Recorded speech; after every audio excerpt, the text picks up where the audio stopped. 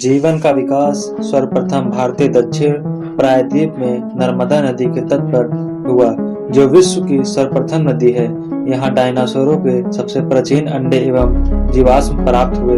भारत के सबसे पुरातन आदिवासी गोंडवाना प्रदेश में गोंड संप्रदाय की पूर्व कथाओं में भी यही तथ्य वाणिज्य है। गोंडवाना भारत का ऐतिहासिक क्षेत्र है, जिसमें मध्य प्रदेश, छत्तीसगढ़, आंध्र प्रदेश और महाराष्ट्र राज्य के हिस्से शामिल हैं। गोंड नाम की जाति आर्य धर्म की प्राचीन जातियों में से एक है, जो द्रविड़ समूह से आती है। उल्लेखनीय है कि आर्य नाम की कोई जाति नहीं होती थी। जो भी जाति आर्य धर्म का पालन करती थी, उसे आर्य कहा जाता था। पहला मानव। प्राचीन भारत के इतिहास के अनुसार मानव कई बार बना और कई बार फना हो गया।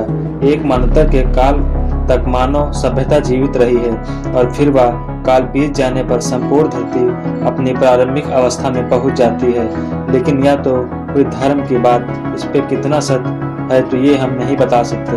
दुनिया व भारत के सभी ग्रंथ यही मानते हैं कि मानव की उत्पत्ति भारत में हुई थी। हालांकि भारतीय ग्रंथों में मानव की उत्पत्ति के दो सिद्धांत मिलते हैं। पहला मानव को ब्रह्मा ने बनाया था और दूसरा मनुष्य का जन्म क्रम विकास का परिमाण है। प्राचीन काल में मनुष्य आज के मनुष्य जैसा नहीं था। जलवायु परिवर्तन के चलते उसमें भी बदलाव होते गए। हालांकि ग्रंथ कहते हैं कि इस मानव के पहले मानव की उत्पत्ति विविधता नदी के शाखा देवका नदी के तट पर हुई थी।